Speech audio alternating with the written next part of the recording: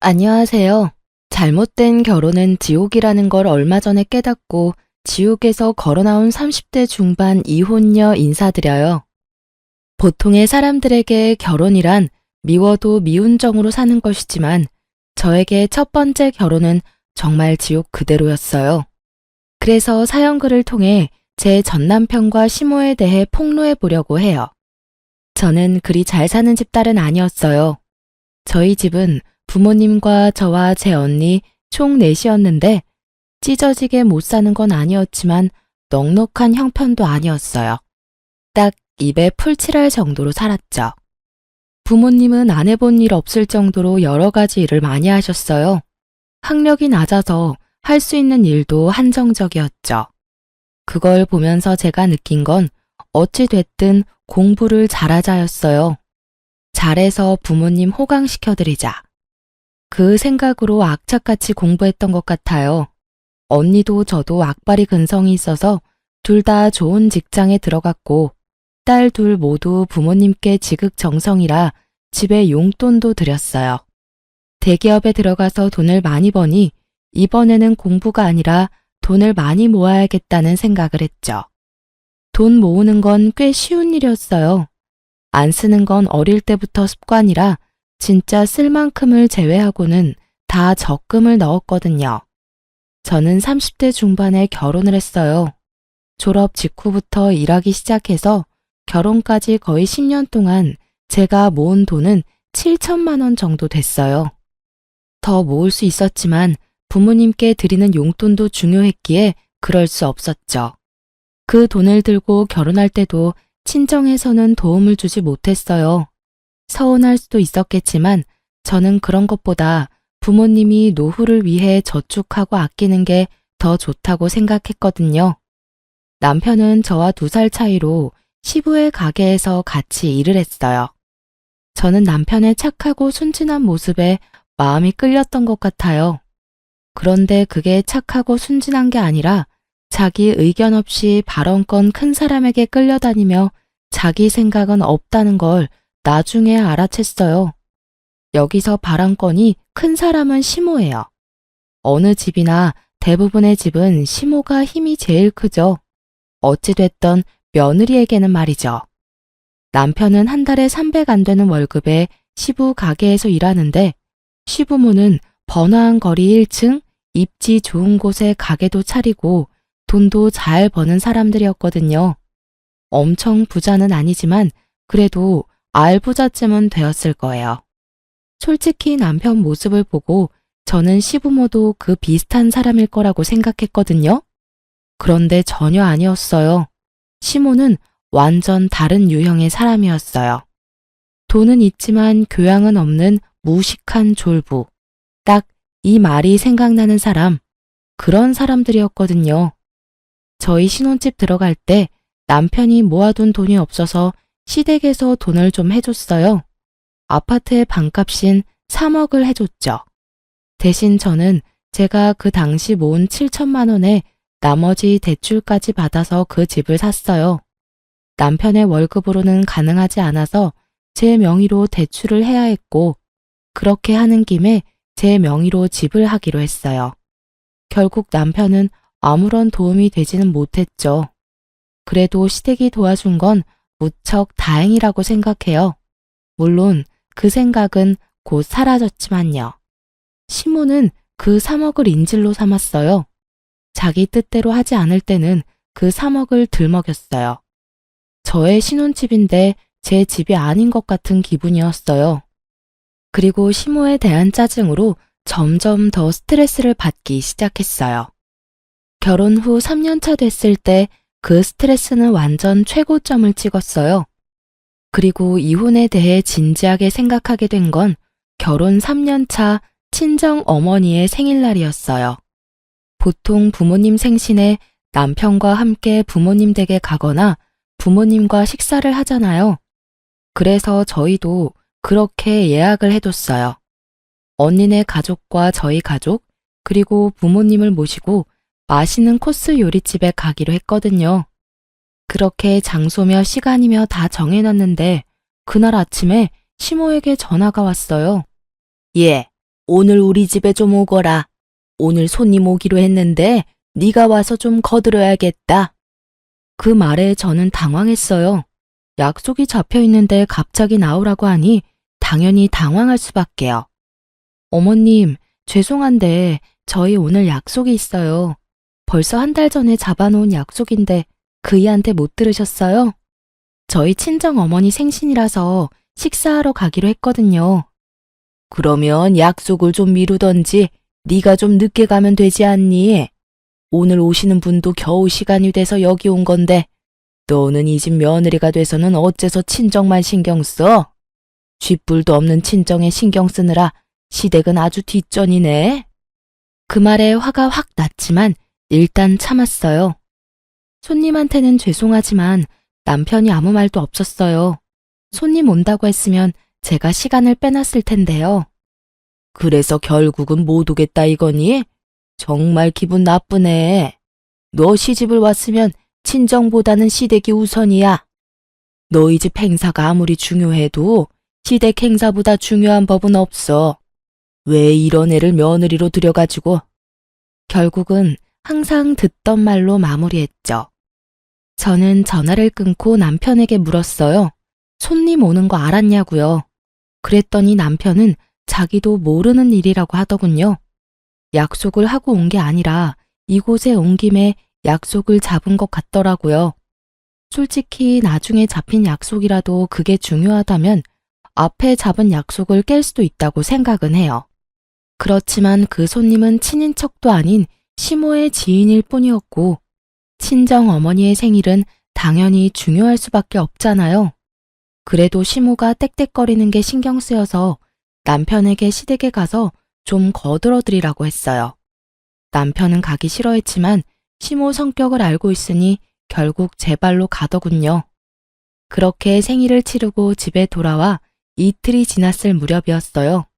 주말이었는데 시모가 찾아왔더군요. 무슨 일로 찾아왔나 싶었는데 들어오면서 이미 기분 나쁜 티를 팍팍 내고 있더군요. 어머님, 어쩐 일로 주말 아침 일찍부터 오셨어요? 연락 주셨으면 저희가 시댁 갔을 텐데요. 너 시댁 오는 거 싫어하지 않니? 이틀 전에도 그렇게 시댁 오라고 했는데 친정에 홀랑 가버리고. 아, 그건 그때도 말씀드렸다시피 생일이 있어서. 됐다. 내가 너희 친정 일에 그리 자세히 알 바 없지 않니? 이야기하지 마. 그냥 내가 빌려준 돈 3억 나한테 돌려줘.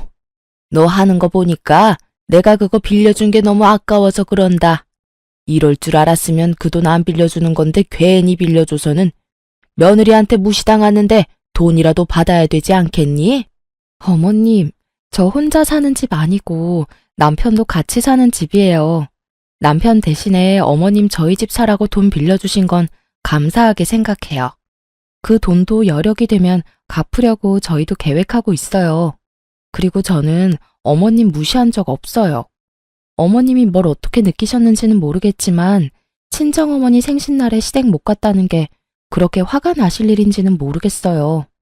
어머님도 친정어머니 생신 겹쳤다고 시댁 제사인데도 친정에 가시잖아요. 저한테 제사 맡겨두시고. 그 말에 시모 얼굴이 순식간에 벌겋게 달아올랐어요. 저는 본 그대로 말했을 뿐이었어요.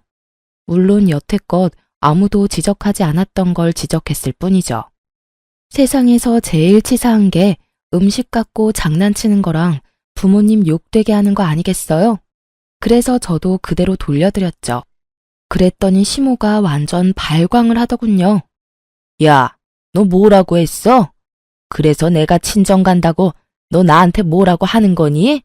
와, 남의 약점 잡아서 사람 무안 주니까 기분 좋니? 기분 좋을 리가 있겠어요? 저도 영원히 말하지 않고 끝내고 싶었는데 어머님이 제가 친정 간 일로 그렇게 말씀하시니까요. 제가 어머님을 무시한 적 없다는 걸 알려드리고 싶어서 말씀드렸어요. 그리고 매번 빌려주신 돈 3억을 인질로 잡으시는데 그러지 말고 이 집 팔고 다른 곳으로 이사 갈게요. 어머님이랑 남편이 원해서 이 지역으로 온 거잖아요. 솔직히 집값은 비싸고 집은 작아서 마음에 안 들었어요. 차라리 시댁에서 좀 멀더라도 더 크고 저렴한 집 찾는 게 나을 것 같네요. 그 말에 남편과 시모 얼굴이 모두 죽상이 됐어요. 특히 남편이 더 싫어했어요.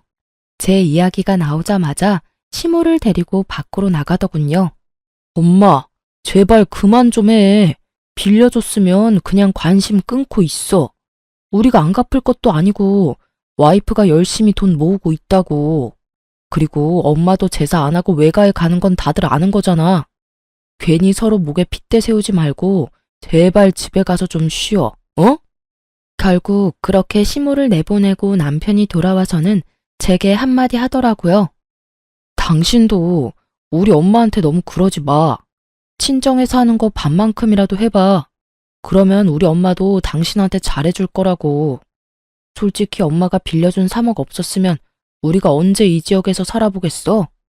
친정에서 도와줄 형편이 됐으면 더 좋은 데서도 살았을 거야.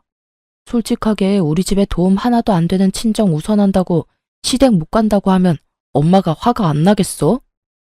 가재는 개편이고 팔은 안으로 굽는다던가요. 저렇게 말하는 남편놈을 보니 남편을 보는 눈이 바뀌더군요. 하긴 어느 시점부터 남편에게는 그런 부분이 보였어요. 능력은 없으면서 남의 능력에 기대서 허세를 누리고자 하는 부분. 결혼 전에는 본 적 없었던 새로운 모습이었죠. 이 집을 선택하게 된 것도 제 입김이 들어간 건 절대 아니었어요.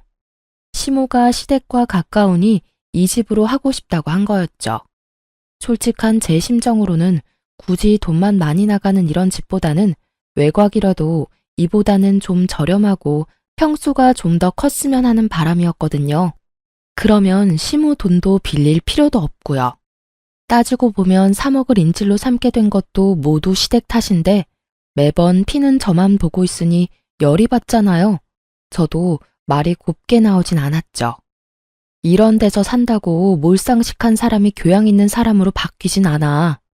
여기서 살자고 한 사람도 당신이랑 시모지 내 입김 하나도 안 들어갔잖아. 그리고 내 앞에서 친정 은근히 돌려가는 거 기분 나쁘거든? 친정이 능력이 없어도 이 집에 들어간 돈 절반은 내 돈인 거 알지? 거기에 비하면 당신은 돈 한 푼 안 내고 잘 살고 있잖아.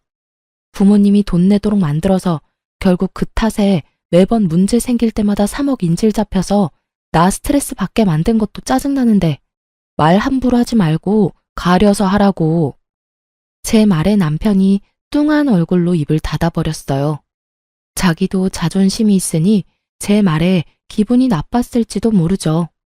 그런데 오는 말이 고와야 가는 말이 곱다고 먼저 좋게 이야기했으면 제가 그런 자존심 상하는 말을 했겠냐고요. 오죽하면 제가 그런 이야기까지 꺼냈겠어요. 토라진 남편은 방으로 들어가 버리고 저는 텅 빈 거실에서 한참을 생각했어요. 지금 당장 남편의 행동으로 시모가 집에 돌아간 건 다행이라고요. 그런데 계속 이렇게 놔둘 수는 없었어요. 무슨 일 생길 때마다 저희 신혼집은 볼모가 되어버리잖아요. 시모의 그 말에 스트레스 받으며 끙끙대는 것도 이제는 못할 짓이더라고요. 그래서 그날 이후부터 저는 열심히 시모의 3억을 갚을 방법을 찾으려 했어요. 물론 저금은 하고 있었지만 그것만으로는 턱없이 모자라단 걸 알았거든요. 3억이 만들어지는 시간까지 시모에게 시달릴 생각을 하니 앞이 캄캄해서 어떻게든 그 3억이라는 빚을 탕감할 수 있는 방법을 생각하기로 했어요.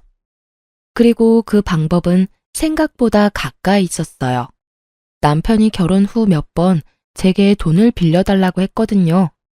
뭘 하려는 건지는 몰랐지만 저는 그럴 때마다 한 가지만 받았어요. 차용증이요. 물론 부부 사이에 그게 중요하지는 않지만 제게는 남편이 제 돈을 빌려갔다는 증거 자체가 필요했거든요.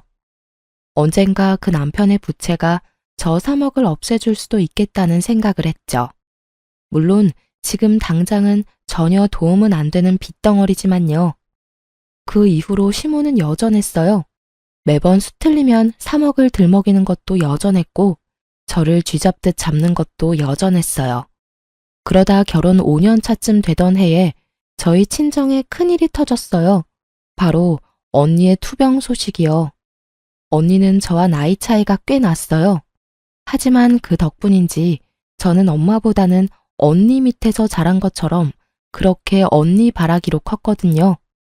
그만큼 언니는 제게 의미가 큰 사람이었고 부모님만큼 중요한 사람이었어요. 대학 갈 형편이 안 되는 저희 집에서 저를 대학에 보내도록 해준 게 저희 언니였으니까요. 그 은혜는 진짜 말로 할 수 없을 만큼 크다고 생각해요.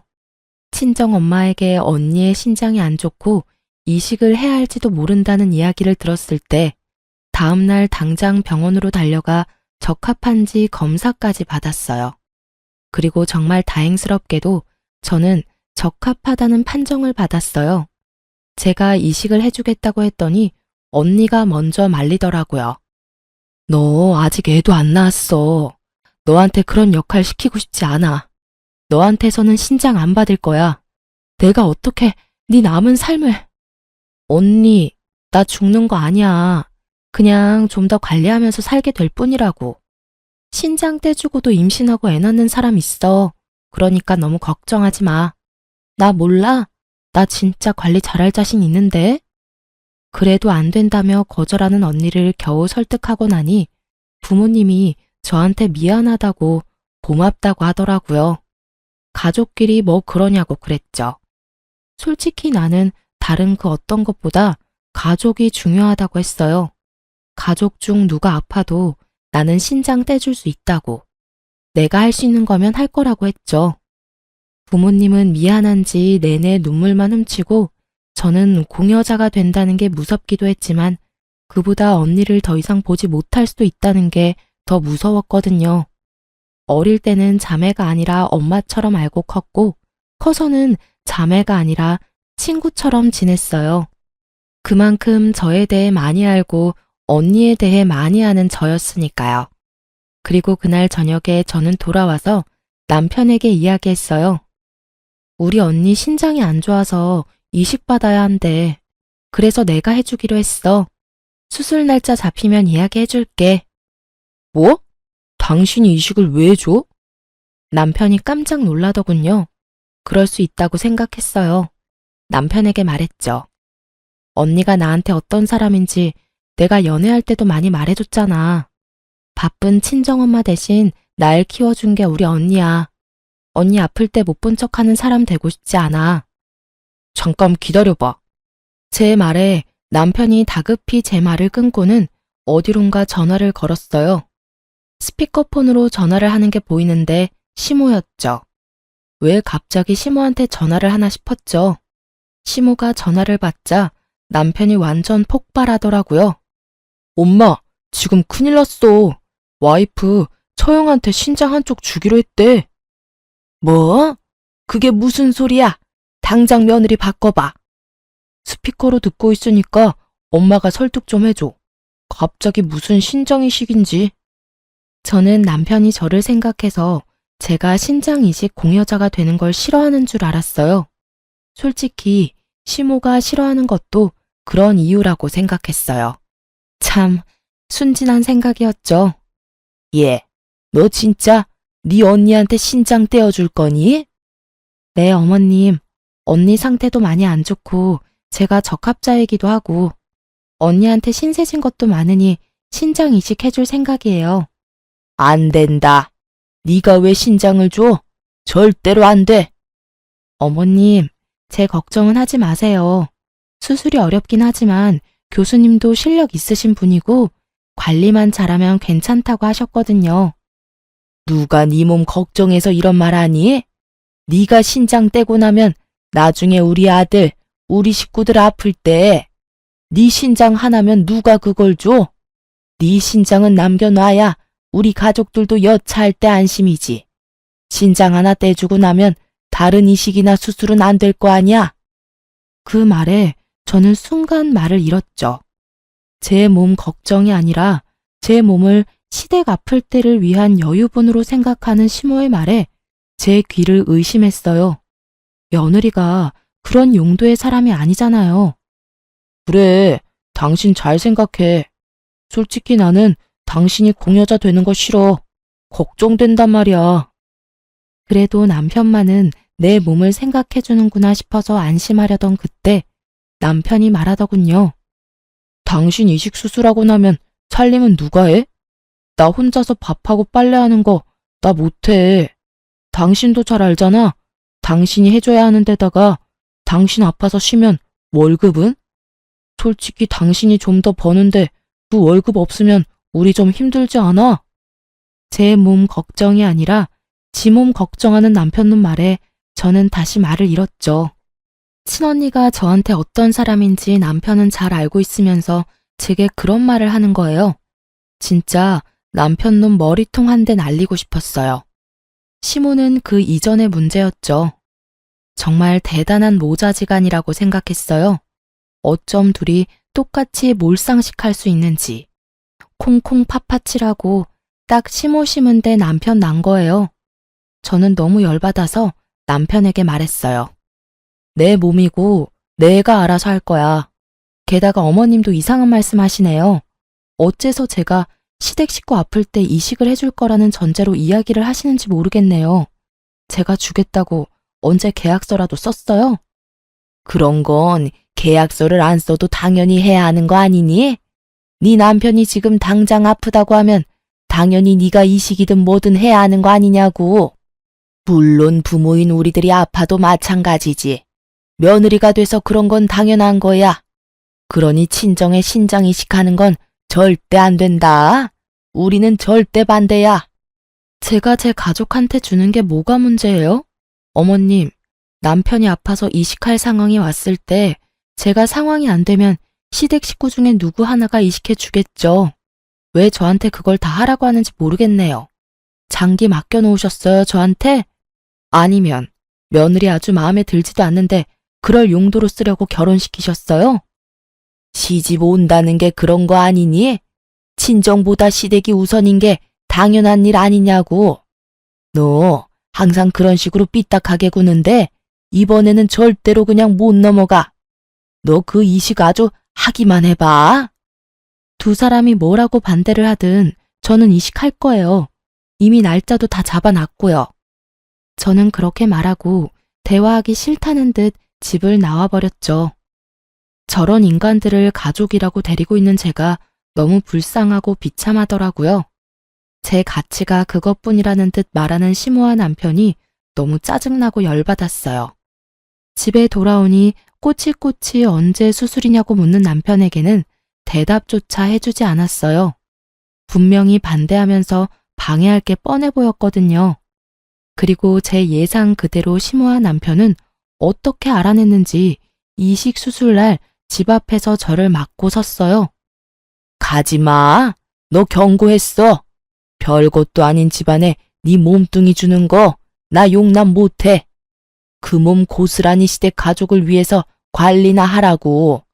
안 그래도 너희 시아버지 요새 간이 안 좋아서 힘든데 혹시라도 이식할 상황 생기면 네가 책임져야 하지 않겠어?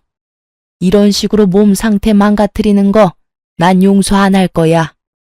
그만 좀 하세요. 두 사람 다. 도대체 왜 이러시는 건데요? 그리고 제가 시댁에 간이라도 맡겨놓은 줄 아세요? 그리고 적합검사 몰라요? 어차피 제가 주고 싶어도 적합검사에서 떨어지면 못 주는 거라고요. 언니랑 제가 맞은 건 자매라서 확률이 높았던 거였고요. 시댁 가족이랑 제가 그쪽으로 적합할 확률은 거의 없다고요. 제 말에도 시모는 아주 막무가내였어요. 그런 말로 나 속이려 해도 나는 안 속아. 어찌됐건 너도 이식 후보에 오르려면 몸 상태 무조건 좋아야 하는 거 내가 모를 줄 아니? 만약 이 상태로 진짜 가면 너 우리 아들이랑 이혼하게 될 거야. 가고 싶으면 이혼 생각하고 가. 그 말에 저도 확 돌아버렸죠. 아니, 이 사람들이 뭔데 제가 제 가족을 위해 하겠다는 일을 막는 건지. 솔직하게 말해볼까요? 만약 어머님과 남편이 제 몸 걱정해서 혹시라도 이세가 생겼을 때 제가 감당하기 힘들어할까봐 이식을 막았다면 저도 다시 생각은 해봤을 거예요. 지금 제 가족은 남편이 맞고 친정집을 위해서 가족의 걱정을 무시하는 것도 미안한 일이니까요. 그런데 아다르고 어다르다고 이식을 반대하는 이유가 저딴 저급한 이유였다뇨. 그걸 듣고 나니 괜한 반발심에 언니에게 더 주고 싶어지더라고요. 게다가 신장 이식해주려면 이혼을 생각하라는 시모 말에 저도 참다 결국 터져버렸죠. 아, 그러세요? 그러면 이혼 생각하고 계세요. 저는 언니한테 신장 이식해주는 거 포기 안 해요. 아니, 포기 못 해요. 어머님 남편 말하는 거 들으니 기가 막혀서 오히려 더 해주고 싶네요. 웃겨, 진짜. 며느리를 뭐라고 생각하는 거야? 당신도 마찬가지야. 남편이 되어가지고는 고작 몇 주 살림하는 거 힘들다고 처형 다 죽어가는데 이식해주지 말라고. 찌질하기가 아주 역대급이야, 그치? 너 같은 인간이랑 내가 살 맞대고 살았다고 생각하니까 징그러워서 소름이 돋아. 우리 식구들 앞에서는 온갖 착한 척 다 하더니 결국은 제 몸 생각해서 처형 아픈 거 모른 척하는 꼬락선이라니. 비켜! 결국은 남편과 시모를 놔두고 빡 돌아버린 저는 거칠게 현관문을 열고 밖으로 나갔어요.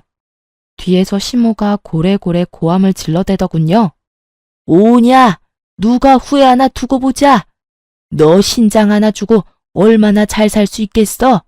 그런 병신 같은 며느리 우리 쪽에서 사양이야. 정말 마지막까지 사람 기분 상하게 하는데 도 같은 분이다 싶었어요. 그 이야기 싹 무시하며 병원으로 갔어요. 제 기분과는 상관없이 수술은 잘 됐어요. 그리고 이후 입원해 있는데 시모가 남편을 대동하고 병원으로 왔더군요. 그때는 병실에 딱 아무도 없는 상황이었어요.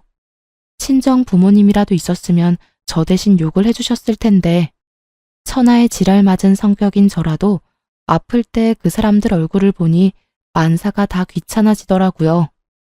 그런 제 앞에서 시모가 서류를 하나 턱 내놓더군요. 이혼 서류였어요. 너 우리 집 의견 무시하고 혼자서 신장 하나 떼줬으니 약속대로 어서 이혼해라. 우리는 너 같은 며느리 데리고 있기 싫어. 시모의 모습을 보며 만사 귀찮았던 저는 싱긋 웃었어요.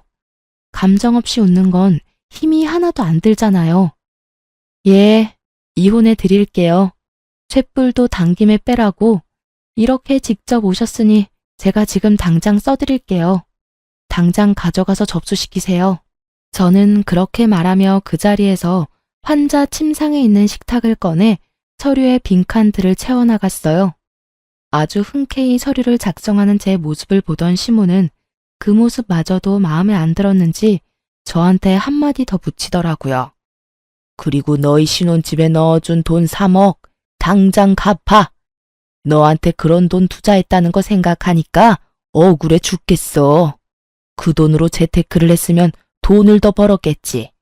되지도 않은 며느리 도와주려다가 뒤통수나 맞고 세상에 이런 불쌍한 시어머니가 어딨어? 아, 그 돈 3억요. 그중에 1억은 아드님한테 받으세요. 2억은 집 팔고 나서 제 돈으로 드릴게요. 제 말에 시모가 눈을 꿈뻑꿈뻑 하더군요. 그게 무슨 소리야? 우리 아들이 왜 나한테 1억을 줘? 그 집이 네 명이고 3억을 내가 줬고 우리 아들은 돈 한 푼 안 냈는데. 아, 아드님이 이야기 안 하셨나 보네요.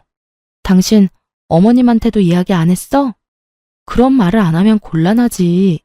이제 두 사람 재산 정확하게 갈라야 하는데 이런 다툼의 여지를 남겨두면 일이 좀 커지잖아.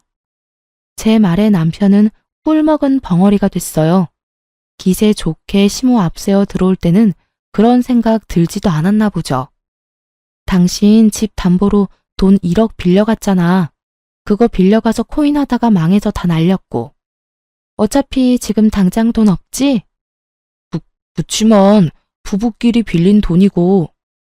부부끼리 빌린 돈이라도 차용증은 썼잖아. 그리고 당신이 내 돈 빌려간 건 사실이고 나는 그거 갚으라고 이야기했어. 그거 갚기 싫으면 당신이 어머님 설득해. 그 빚 제하는 조건으로 2억만 받아가시라고. 그럼 딱 되잖아. 눈앞에서 받아야 할 돈이 3억이 2억으로 바뀌니 시모가 화가 나서 버럭거리더군요. 야, 이 망할년이 너 뭔데 우리 아들을 빚진 사람 취급해? 그리고 남편이랑 같이 벌어서 돈 쓰면서 무슨 빌려주고 말고야. 부부끼리 쓴 돈은 부부끼리 알아서 하는 거고, 시어머니한테 빌린 돈은 당연히 갚아야 하는 게 맞는 거지. 부부끼리 번 돈을 그렇게 썼다고 하면 저도 별말 안 해요. 그런데 남편은 저한테 생활비 한 푼 준 적이 없거든요. 제가 돈 많이 번다는 이유로 저한테 다 맡겨서요. 생활비도 집 살 때 대출한 금액도 모두요. 남편이 이 집에 기여한 돈은 한 푼도 없어요. 그러니까 저는 남편에게 제 돈을 빌려줬고요. 애초에 합친 재산이 없는데 뭘 당연히 둘이 갚는다는 거예요? 제 말에 시모 얼굴이 벌겋게 달아오르더라고요. 하긴 아들 욕하는 거 들으니 열이 받았겠죠. 근데 사실인 걸 어떡해요? 거짓말을 할 수도 없고. 아무리 마음이 아프고 속이 쓰려도 진실이 뭔지는 알아야 하잖아요. 제 말에 시모가 열받았는지 병실이 떠나가라 소리를 지르더군요. 야, 우리 아들한테 돈 빌려줬다고 생색내는 거야? 너 가만 안 둬. 시댁 남편 무시하고 신장 이식해준 거 나는 절대로 인정 못해. 결혼할 때 돈 한 푼 안 해준 가짜는 친정에 신장까지 떼어주고 우리가 왜 너 같은 반병신을 떠안아야 하는데? 그거야말로 이혼감이야. 그 말이 끝나기가 무섭게 병실 문이 열리고 형부와 형부 가족들이 들어오더군요. 저는 이런 수치스러운 모습을 보인 게 민망해서 얼굴이 벌개졌고, 시모는 들어온 사람이 저희 부모님이라고 생각했는지 너 잘 만났다 하는 표정으로 몸을 휙 돌리더라고요. 그런데 들어온 형부 가족을 보는 시모가 너무 당황한 모습인 거예요. 이 사람이 왜 이러나 싶었는데 시모가 그러더라고요. 아니, 김 사장님이 여기는 어떻게? 보기 드물게 겸손하고 예의 바른 시모 모습에 저도 놀랐죠. 근데 남편도 똑같이 인사를 하더라고요. 두 사람 모두, 아니 저까지 세 사람 모두 어리둥절한 표정이었죠. 병원에 왜 왔겠습니까? 아픈 사람 병문안 왔죠. 저희 며느리 구해준 은인 보러 왔는데 여기서 보게 될 줄은 몰랐네요. 며느리요? 설마? 예, 사돈 처녀가 우리 며느리 목숨 구해주는 아주 고귀한 일을 해서 내가 살해하려고 왔습니다. 그런데 그런 힘든 일을 하고도 이혼을 당하게 된 걸 보니 제가 너무 미안한 마음이 들어서 안 되겠네요. 이번에는 가게 임대 연장 안 하는 걸로 하겠습니다. 정 사장님도 껄끄럽지 않겠어요? 그렇게 욕을 하며 이혼까지 하게 만든 원인이 저희 집 며느리인데 그런 건물에 계속 있는 게 마음 불편하시겠죠? 알고 보니 형부의 아버님이 가지고 계신 건물 1층에서 시부모가 가게를 하는 거였더라고요. 솔직히 저도 사돈 어른이 어디서 뭐 하는 사람인지 몰랐고 알 필요도 없었으니까요. 건물 하나 갖고 있다는 이야기만 들었지 그게 저희 시부모가 일하는 건물일 줄은 몰랐던 거죠. 김 사장님, 그런 거 아니에요. 그런 걸 이유로 계약을 연장 안 해주면 저희는 어떻게 해요? 지금 당장 갈 곳도 없는데. 계약 종료까지는 4개월 남아있으니 그때까지 가게 빼시면 됩니다. 그리고 사돈 처녀하고 이야기 다 끝났으면 나가주시겠습니까? 제가 사돈 처녀한테 사례를 해야 하거든요. 그리 좋은 일을 하고도 이혼 서류를 받는 걸 보니 내가 더 좋은 걸 줘야겠다 싶은 마음이 드네요. 시모와 남편은 건물주의 가시돋친 말에 후다닥 밖으로 나가버리더군요. 솔직히 너무 갑작스러운 일이라 기분 좋고 뭐고 그런 거 느낄 새도 없었어요. 알고 보니 형부가 이미 다 알고 있었더라고요. 저희 시댁에서 제가 신장 이식하는 거 싫어하는 걸요. 그것도 시댁을 위해서 하지 말라고 했다는 것까지요. 형부도 시댁에서 제 몸 생각해서 충분히 그럴 수 있다면서 저에게 끝까지 이식하지 말라고 했었거든요. 그런데 제가 진실을 이야기해줬죠. 그 이야기 듣고 형부의 벙찐 얼굴을 보니 민망하기도 하고 웃기기도 하고 그랬어요. 다른 사람들이 보기에는 정말 비정상적인 심오한 남편이구나 싶었거든요. 결국 형부도 엄청 화내줬어요. 사돈 처녀, 너무 고맙네. 우리 손주가 4대 독자야. 그런 소중한 손주 낳아준 며느리고 그만큼 손주에게는 너무나 사랑하는 엄마이고 아들에게는 너무나 사랑하는 아내지. 그런 며느리를 잃으면 우리 집안 전체가 너무 힘들었을 거야. 그래도 사돈 처녀가 너무 감사한 마음으로 며느리를 살리게 해줘서 내가 너무 감사하네. 평생을 관리하며 살아야 할 사돈 처녀한테 내가 정말 뭐라도 꼭 해주고 싶은 기분이야. 별 말씀을요. 사돈 어른께 저희 언니가 소중한 며느리이듯이 저한테는 소중한 언니잖아요. 저를 위해 젊은 시절을 희생한 언니를 위해서 이 정도도 못하면 안 되죠. 제가 하고 싶어서 한 일이니까 정말로 신경 안 쓰셔도 돼요. 사실은 밖에서 무슨 일이 있었는지 다 들었는데 그 집에 2억을 줘야 한다 하지 않았나? 아, 저희 신혼집 살 때 시어머니가 3억을 해주셨거든요. 남편이 저한테 1억 빌려가서 2억만 갚으면 돼요. 그래, 그럼 내가 그 2억을 사돈 처녀에게 주지. 그렇게 큰 돈은 받을 수 없어요. 돈 받으려고 한 일도 아니고. 그건 내가 잘 알지. 그렇지만 사돈 처녀가 지금 곤란한 것도 잘 알지. 지금 그 집 팔면 손해야. 그러니 내가 2억을 줄 테니 그걸로 그 시댁이나 얼른 떼어버려. 인간 안 되는 사람들이야. 어떻게 신장 이식해준 며느리한테 그런 막말을 해. 그런 사람들하고 같이 있을 필요가 없어. 부동산으로 성공한 사람이 그리 말하니 괜히 신뢰도가 확 올라가더군요. 그리고 형부도 제게 그 돈 꼭 받아달라고 신장 이식 때문에 주는 게 아니라 이식을 안 해줬더라도 처제가 힘들다고 했으면 빌려줬을 돈이라고 하더군요. 그래서 저는 감사하게 그 돈을 받았어요. 그리고 며칠간 조리를 하고 퇴원했어요. 집에 갔더니 남편 놈과 시모, 시부까지 싹 다 모여 있더군요. 여기서 뭐 하세요? 어머님한테 어제 2억 붙여서 저희 이미 계산 다 끝난 걸로 아는데 무슨 할 이야기 더 남으셨어요? 제 말에 시모가 아닌 시부가 답하더군요. 아가, 너희 시어머니가 너한테 무슨 짓 했는지 내가 다 들었어. 나는 정말로 그 옆에 내가 그런 짓 할 거라는 거 생각도 못했어. 일하느라 바빠서 집안일은 다 맡겨놔서 잘한다고 생각했지. 설마 너한테 그런 짓을 할 줄은 정말 미안하다. 당신도 어서 사과해. 내가 왜 사과를 해요? 내가 못할 말 한 것도 아닌데. 당신도 여기 와서 며느리한테 이러는 거 부끄럽지도 않아요?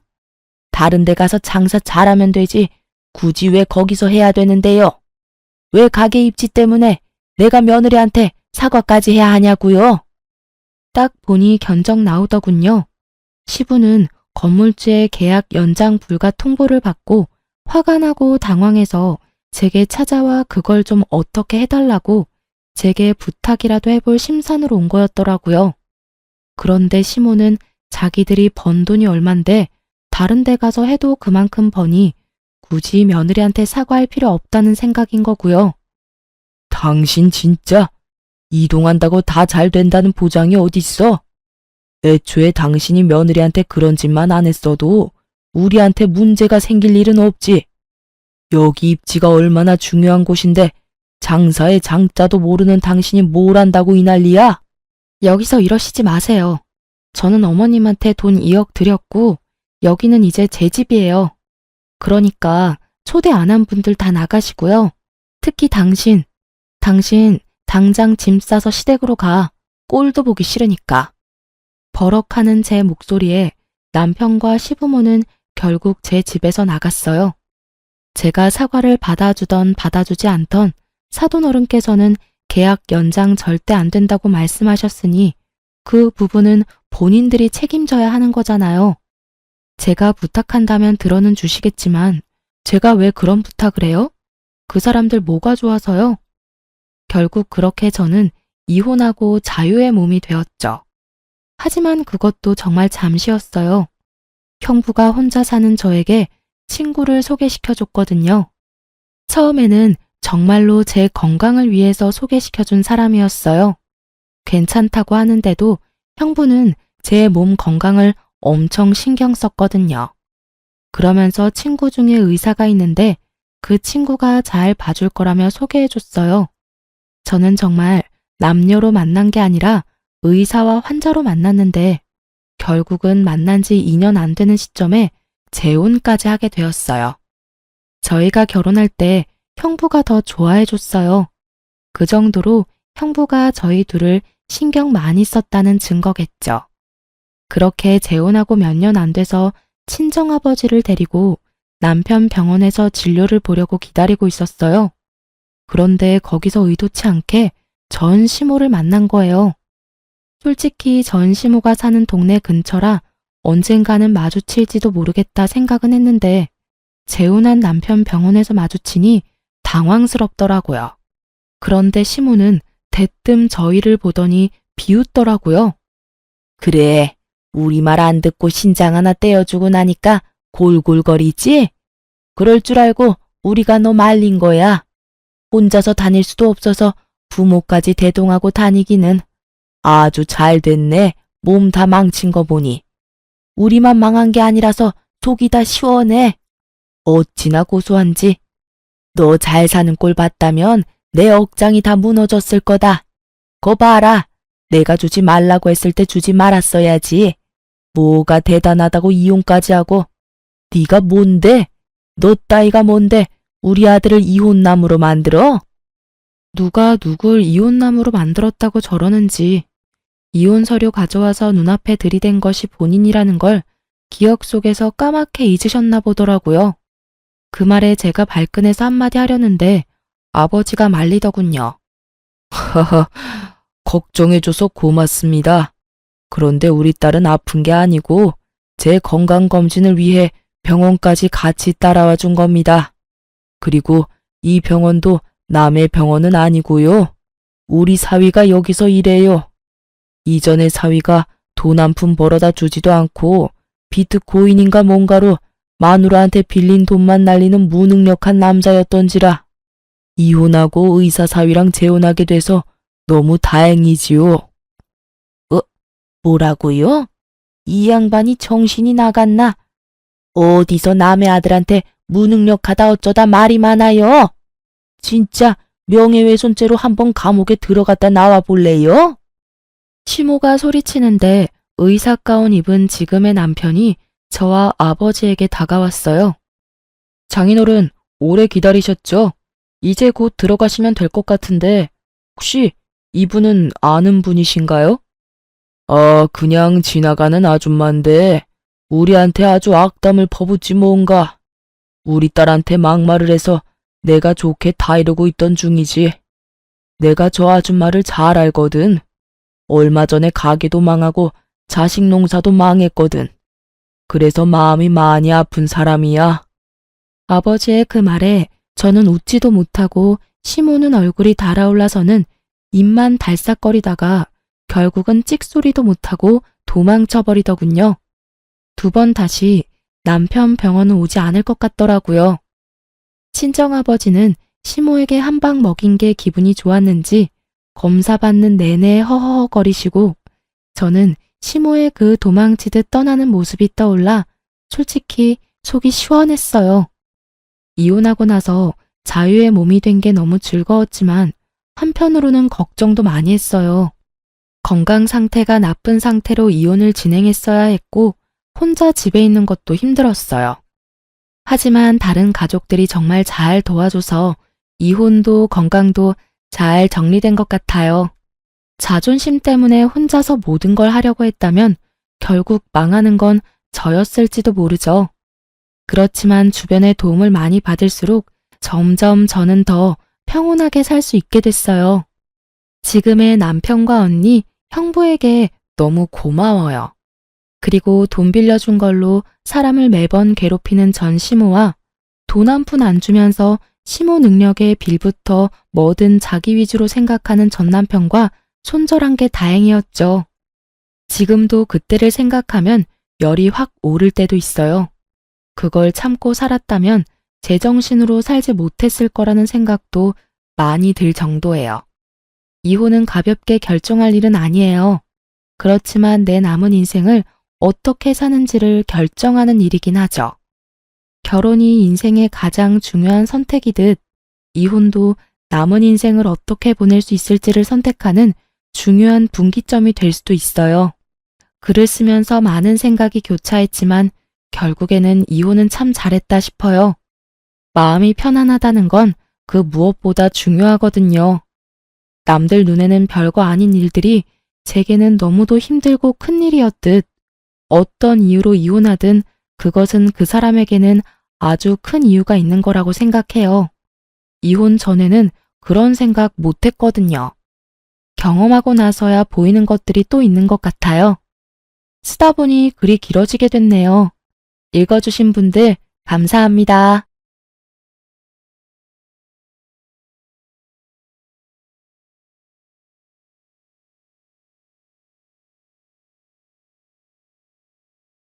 안녕하세요. 글을 쓰고 있는 저는 30대 후반의 돌싱녀입니다. 늦게 가진 아이 하나 열심히 키우며 살고 있는 싱글맘이기도 하죠. 저의 이혼은 시댁 식구들과의 갈등과 그 사이에서 남의 편이 된 남편 때문에 일어났어요. 저는 체력이 약한 편은 아니었지만 스트레스에는 꽤나 취약한 사람이었어요. 그런 저와 부부가 된 남편은 저를 잘 이해해주는 사람이었고요. 연애 기간은 4년으로 생각보다 오랜 시간을 만났고 그 긴 시간을 거쳐 남편과의 결혼을 결심하게 됐죠. 처음에 결혼 생활은 나쁘지 않았어요. 시댁도 남편도 제게 나쁘게 한 적은 크게 없었어요. 하지만 결혼 이후에 문제가 발생했어요. 저와 남편 사이에 아이가 잘 생기지 않았어요. 저희는 아이를 무척이나 원했는데 아이가 생기지 않았죠. 병원을 가도 이유를 알 수 없는 난임으로 결국 시험관 시술까지 받게 됐죠. 그렇게 아이가 어렵게 생겼지만 그 아이들은 또 아쉽게 저를 떠나갔어요. 처음에는 과도한 피고임으로 흘러내려 버렸고 두 번째는 8주 차에도 심장 소리를 들을 수 없었죠. 그렇게 2번 유산을 하고 나니 아이를 갖는 것에 두려움이 생기더군요. 주변 사람들은 그런 저를 모두 달래주었고 상냥하게 격려해줬어요. 저희 시댁만 빼고요. 시모는 2번째 유산부터는 거의 저를 죄인 취급하더군요. 제가 아이를 지키지 못했다며 엄청난 비난을 쏟아냈죠. 남편은 시모 정도로 심하게 말하지는 않았지만 은연중에 그런 분위기를 풍겼어요. 제가 충분히 주의를 다하지 못했다고요. 웃기지 않나요? 시집을 제외한 사람들은 저에게 제 탓이 아니라고 말해줬지만 시집에 가장 가까운 사람들이 저를 탓하는 걸 보니 마음이 참 답답하더군요. 애가 생기지 않아서 이혼을 생각한 건 절대 아니었어요. 물론 남편이 점점 저를 냉정하게 대하는 걸 느끼고 있었지만 중요한 원인은 따로 있었죠. 바로 남편과 10살 차이 나는 어린 신우가 제 이혼의 결정적인 원인이 되었어요. 나이가 많은 신우도 아니고 어린 신우가 뭐 그렇게 유별나게 굴었겠나 싶은 사람들도 있겠죠. 하지만 신우의 행동은 그 나이대의 여자에게는 보기 힘든 상상을 초월하는 일이었어요. 처음 결혼했을 때부터 저를 싫어하던 건 아니었어요. 며느리 사랑은 시아버지라고 하죠. 저희 아버님은 딱 그런 사람이었거든요. 시부가 저를 칭찬하고 저를 믿어줄수록 신우가 저를 싫어하고 눈엣 가시라고 여기는 듯 했죠. 아버지의 관심과 애정을 뺏겼다고 생각하는 어린아이였던 거죠.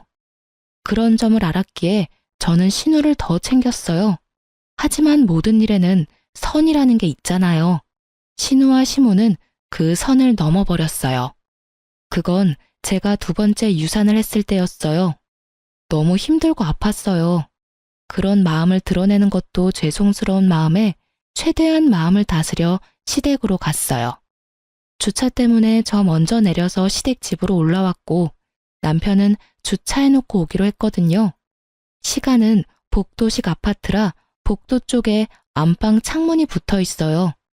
거기서 시모와 신우가 이야기를 나누는 게 살짝 열린 문틈으로 다 들렸어요. 예, 너희 새언니 이번에도 유산했대. 이게 무슨 일이야? 도대체 관리를 어떻게 하면 애가 2번이나 떨어져? 그 정도면 세연이한테 문제가 있는 거 아냐?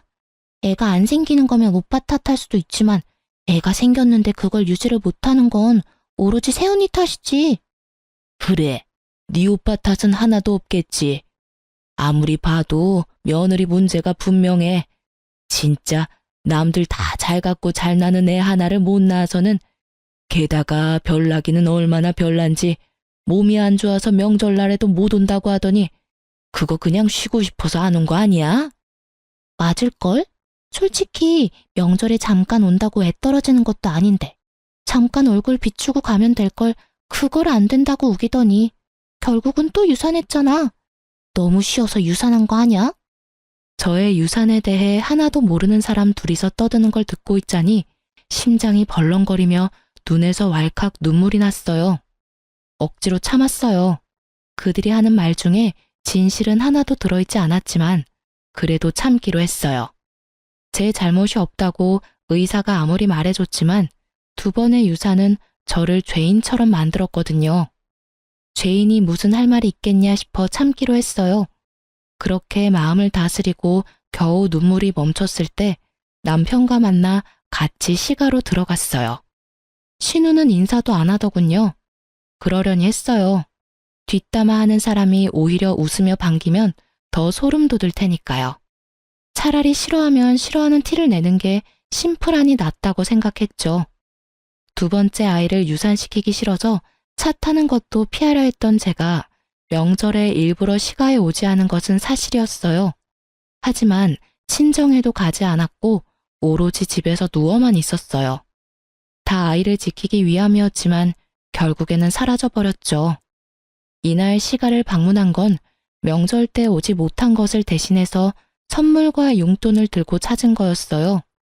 솔직히 저희 시댁은 제사도 지내지 않기 때문에 명절은 가족끼리 만나는 시간에 불과하거든요. 게다가 시모가 잠깐 들르라고 말하기도 했고요.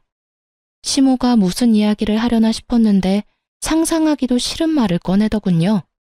예, 네 동생 이번에 삼수해서 서울에 있는 대학 붙었잖니? 우리 집에서는 좀 머니까 네 동생 너네 집에서 봐줄 수 있겠니? 시모는 제가 아닌 남편에게 부탁을 하더군요.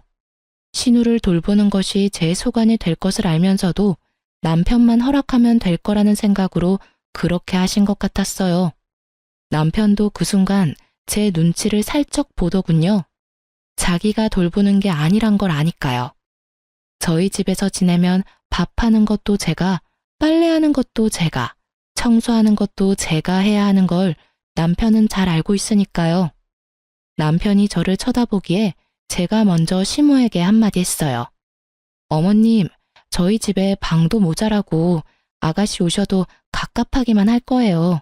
대학 다니면서 오빠네 집에서 지내는 것보다는 자취를 하면서 독립을 하는 게 더 나을 것 같은데요. 넌 어떻게 새언니가 돼서는 그렇게 어린 신우한테 냉정해? 평생 보라는 것도 아니고 그냥 자립할 수 있는 돈 생길 때까지만 봐달라는데 그것도 안 되니? 신우는 가족도 아니야? 어머님, 그런 말이 아니고 아가씨가 싫어할 것 같아서 그렇죠.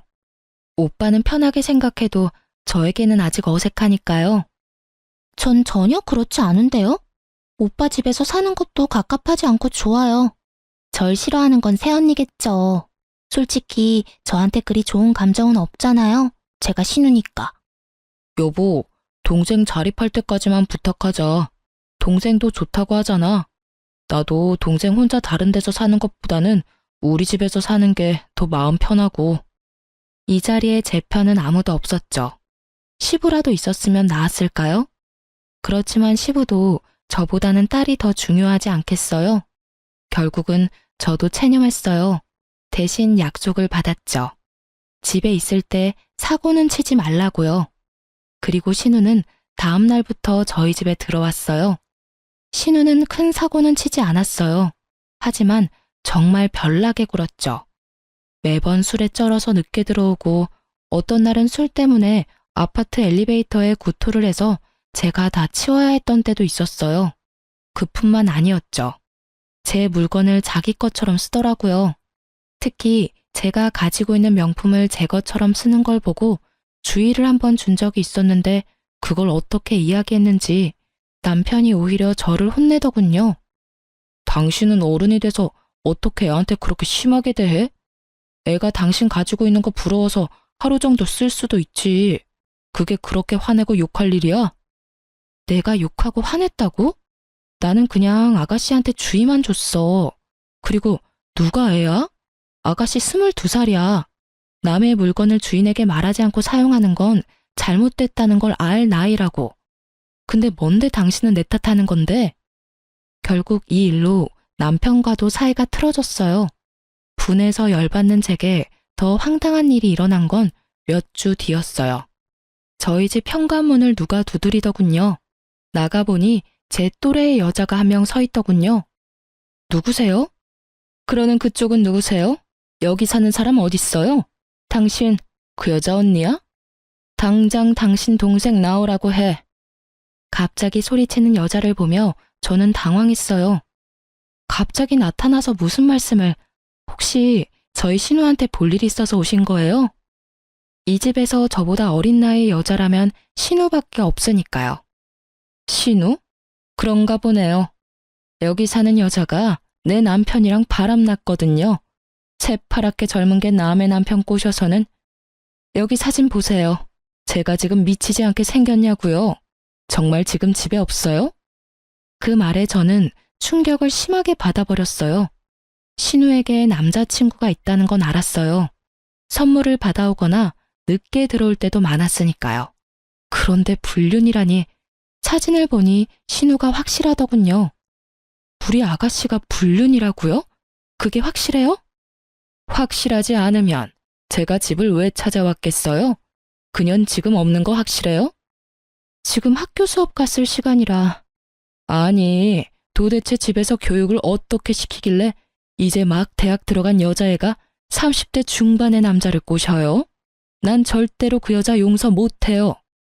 저는 조심스레 그 여자를 안정시키려고 노력했어요. 죄송해요. 저희가 잘 타이르고 교육시킬 테니 오늘은 이만 돌아가 주세요. 정말 죄송합니다. 꼭 헤어지도록 만들게요. 제 말에 그 여자도 별 수 없다고 느낀 건지 다른 계획이 있어서 그런 건지 모르겠지만 욕을 한 바가지 하며 돌아서더군요. 솔직히 그렇게 욕을 한다 한들 신우가 없으니 어쩔 도리는 없었겠죠. 그날 저녁 남편은 야근으로 늦는다고 연락이 왔고 신우는 저녁 먹을 시간쯤 들어왔더군요. 저는 신우를 불렀어요. 오늘 낮에 어떤 여자가 찾아왔어요. 아가씨를 자기 남편과 바람핀 불륜녀라고 하더라고요. 사진도 이미 다 가지고 있던데 그 남자랑 헤어질 거죠. 제 말에 신우 얼굴이 팍 상하더니 저한테 쨍쨍한 목소리로 따지듯 말하더군요. 새언니가 뭔데 제 연애 사정에 간섭이세요? 제가 누굴 만나든 뭔 소리를 듣건 언니가 상관할 바가 아니죠. 어디서 언니 노릇이야? 아주 싸가지를 밥 말아 처먹은 말투에 저도 빡 돌았어요. 그럼 제가 아가씨 때문에 욕먹은 건 어떻게 책임질 거예요? 아, 이렇게 하면 되겠네요. 아버님이랑 어머님한테 말씀드릴게요. 그리고 본가로 돌아가세요. 언니 노릇하는 거 싫으면 본가 가셔서 열심히 불륜하면 되겠네요. 결국 시부모 이름을 들먹이자 신우 표정이 어두워지더군요. 저한테는 들켜도 시부모에게는 들키기 싫었던 모양이에요. 헤어지면 되잖아요. 대신 엄마 아빠한테는 말하지 마세요. 말하면 저도 가만 안 둘 거예요. 그리고 이제부터는 상식적으로 행동해 줄 거죠? 앞으로 이상한 트집 잡지 말고 제발 평화롭게 지내요. 안 그러면 이 사실을 누구한테 말할지 고민 좀 해볼 테니까요. 결국 약점을 잡은 제가 이 상황에서는 유리했고 신우는 그 뒤로 제 눈치를 보며 조용히 지내더군요. 성격을 버리지는 못했는지 제 마음에 들지 않는 일이 생기면 여전히 욕하며 화냈지만 최소한 제 앞에서 그러지는 않았어요. 그리고 그 불륜남과는 어떻게 되었는지 모르겠지만 집에 사람이 찾아오지 않는 걸로 봐서는 연을 끊었을 거라고 추측했죠. 저희 집은 조용해졌지만 신우의 불륜이라는 큰 사건은 여전히 묻혀 있었어요. 솔직히 이대로 신우가 그 남자와 헤어지고 제발 정상적인 연애만 해준다면 문제가 생길 일도 없겠죠. 그렇게 신우와 영원히 함께 할 것 같던 날들도 종료가 되었어요. 한 6개월 뒤에 신우가 스스로 저희 집에서 나가겠다고 하더군요. 자기도 혼자 살고 싶다며 원룸을 얻어 자취를 하기로 했나 보더라고요. 자유를 얻은 저는 좋아했죠. 그런데 그 즐거움도 오래 가지는 않았어요. 그로부터 또 반년 뒤에 시모가 저를 불렀어요. 급하게 오라고 해서 갔는데 그 자리에는 시모와 신우, 남편, 그리고 웬 갓난아기가 있더군요. 저는 순간 남편이 데려온 아이인가 싶었어요.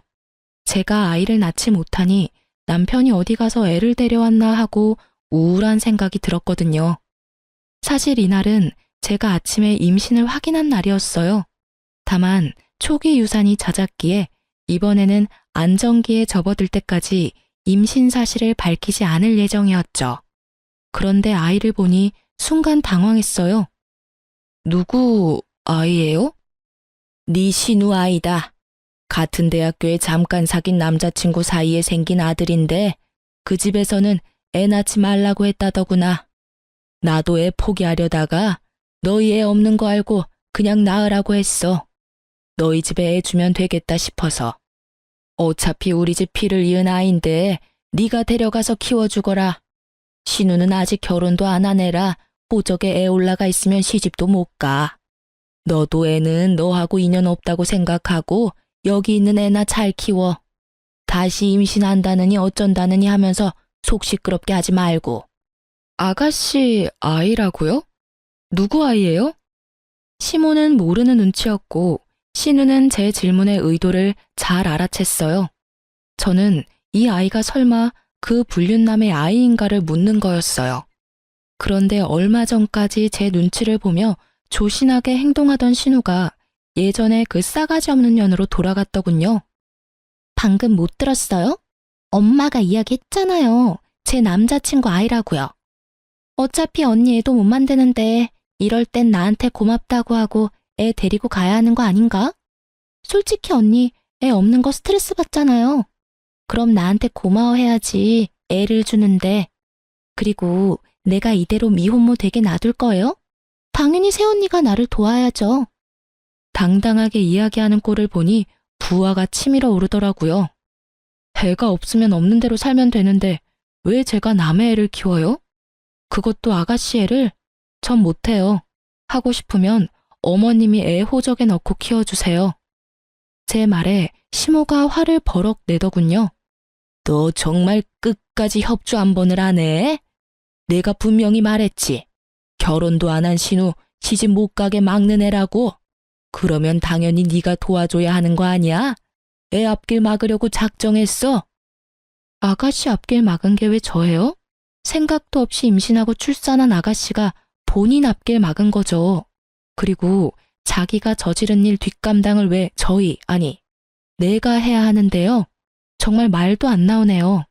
이렇게 어이없는 일을 시킬 줄 상상도 못했어요. 제가 아무리 애가 없어도 이건 아니죠. 어떻게 할까 상의를 하는 것도 아니고 네가 보라며 통보하는 식이라니. 내가 무슨 쓰레기 처리반인 줄 알아요? 무슨 일만 생기면 사람을 갖다 써요. 알아서 본인이 어지럽힌 건 본인이 치워야지. 여보, 왜 또 이래? 우리 애 갖고 싶어 했잖아. 남의 자식 데려다 키우는 것보다는 나은 거잖아. 동생이 자기 앞길 막은 건 맞지만 그래도 어떻게 동생한테 모든 원인이 있겠어. 그 남자친구가 책임도 안 지고 떠난 게 잘못이지. 싸질렀으면 책임을 져야지. 근데 떠났다잖아. 이대로면 우리 동생 미호모의 싱글맘이야. 아직 대학도 졸업 못했는데. 부탁이야. 우리가 애 돌보자. 응? 당신 지금 착각하고 있는 거야. 아가씨 남자친구는 대학생 아니라고. 아가씨 불륜해서 애 낳은 거야. 그래서 우리한테 애 맡기려고 하는 거고. 당신 미쳤어? 그게 무슨 소리야. 당신 이런 식으로 내 동생 모함할 거야? 아무것도 모르는 순진한 애한테 불륜? 아무리 신우가 싫어도 그렇지. 어떻게 그런 거짓말까지 해. 이건 당신이 선 제대로 넘은 거지. 내가 왜 거짓말을 해? 당신이야말로 매번 나를 거짓말쟁이로 만드는 거 누구 때문이야? 아가씨가 또 그렇게 말하디? 자기는 청렴 결백의 순수 청정이다. 세상 청순한 척 다하고 뒤로는 유부남 만나는 신우가? 당신만 모르지. 내가 무슨 짓을 당했는지 말해줘? 그 불륜남 와이프가 우리 집에 와서 뭐라고 했는지 말해줄까? 그만하랬지. 아, 당신하고는 더 이상 이 이야기 하고 싶지 않아. 애는 내 호적에 넣을 거야. 그러니까 당신도 그렇게 알고 있어. 내 밑으로 넣기만 해봐. 난 그 애 내 아이로 절대 못 받아들여. 그리고 말 안 하려고 했는데 나 임신했어. 솔직히 다른 아이 키우다가 내 아이 잃고 싶은 생각 추워도 없어. 아이 가졌다고? 차라리 잘 됐네. 같이 키우면 되잖아. 도대체 뭐가 문젠데? 나도 많이 도와줄게. 그러니까 우리 애로 넣자고. 동생 한 번만 좀 도와줘. 불쌍하잖아. 대학 졸업장은 따야지. 갓난애 키우는 게 그렇게 쉬워 보여? 50일까지는 두세 시간마다 분유 타먹여야 해. 애는 통잠도 안 자고 투정해. 밤낮이라도 바뀌어봐. 그 상황을 임신한 내가 버틸 수는 있겠니? 그렇잖아도 유산을 2번이나 했는데. 당신이 아이 혼자서 다 볼 거면 그렇게 해. 나는 그렇게 못하니까. 저의 강경한 반대에 신우가 인상을 팍 쓰고 소리치더군요. 이번에도 안 봐도 뻔하잖아요. 또 유산될 거 뻔한데 뭐하러 그렇게 신경 써요? 그냥 있는 아이한테 신경 더 쓰세요. 이상한 데서 고집 부리고 난리야. 준다면 넙죽 고맙다고 받으면 되지. 무슨 자존심 세운다고 저러는 건지. 신우 말이 정말 열받았어요. 제가 또 유산을 할 거라는 전제로 이야기하더군요. 저는 이 아이만큼은 꼭 지키고 싶었어요. 저와 남편이 한창 싸우는데 시모와 신우가 아이를 놔두고 밖으로 나가버리더군요. 남편은 그런 시모와 신우를 말릴 생각도 하지 않고요. 내게 애를 맡기려고 작정을 한 것 같았어요. 그리고 남편은 그 애를 소중하게 안아들고는 저희 집으로 가자며 저를 데리고 끌고 나왔죠. 저는 속이 터지는 것 같았어요.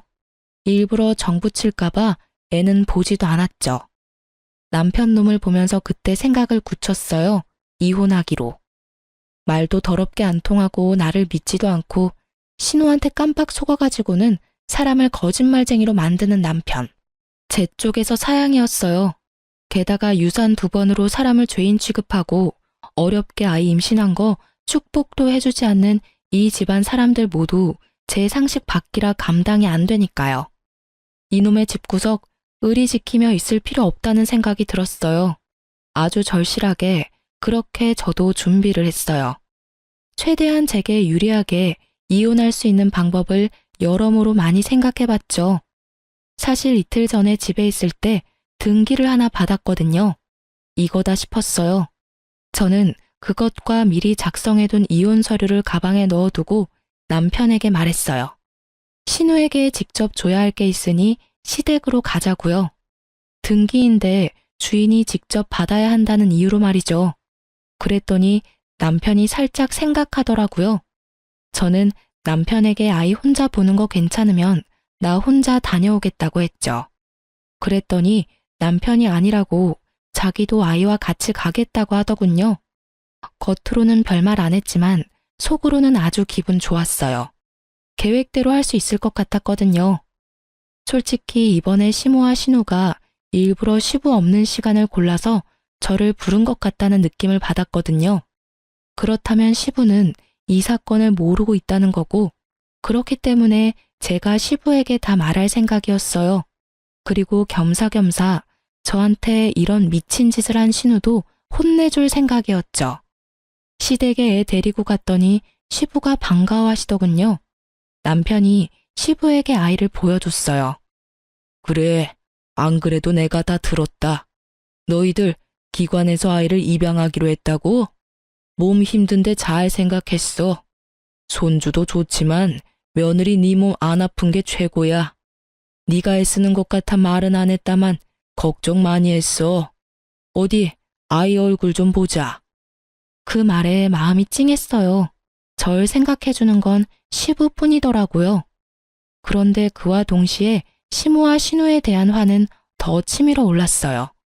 저는 단 한 번도 아이를 입양하겠다 한 적이 없었어요. 그런데 시부가 그렇게 알고 있다는 건 시모와 신우가 그렇게 이야기를 했다는 거잖아요. 게다가 그 상황에서 남편이 이 아이는 기관에서 데려온 아이가 아니라 신우 아이라는 말도 안 하더군요. 셋이서 미리 짠 게 분명했어요. 저는 가증스러운 세 사람의 연극을 끝내주기로 했어요. 조용히 가방에서 등기를 꺼내 건네며 시부에게 말했어요. 아버님, 걱정해 주셔서 고마워요. 사실 이 아이는 입양한 게 아니에요. 그 아이에 대한 건 그 서류를 보시면 아실 거예요. 그리고 저는 아이 입양할 생각이 없어요. 이 아이도 키울 생각 없고요. 제가 준 서류를 읽은 시부의 얼굴이 아주 새빨갛게 분노로 달아올랐어요. 제가 시부에게 드린 건 신우 앞으로 온 상간녀 소송 소장이었거든요. 그 신우가 사귀던 불륜남 와이프가 저희 집이 신우 집인 줄 알고 저희 집으로 소장을 보냈더라고요. 상간녀 위자료 소송을 말이에요. 결국은 헤어지지 않았던 거고 결국은 그 혼외자까지 낳아버린 거죠. 신우는 제가 뭘 줬는지 상상도 못하는 눈치더군요. 시부가 그걸 다 읽고는 신우를 불렀어요. 너 사실대로 말해봐라. 여기 나와 있는 일들이 다 사실이야? 아빠, 뭐 보고 이렇게 화가 났어요? 이게 뭔데? 자신의 상간녀 소송 소장을 본 신우의 몸이 부들부들 떨리더군요. 상간녀라니? 불륜이라니? 너 설마 유부남이랑 만났어? 그래서 사고 친 거야? 시부의 말에 시모까지도 그 서류가 뭔지 알았어요. 시모도 안절부절을 못하더군요. 아빠, 아니야. 나 그 사람이 유부남인 거 모르고 만났어. 정말이야. 나도 피해자라고.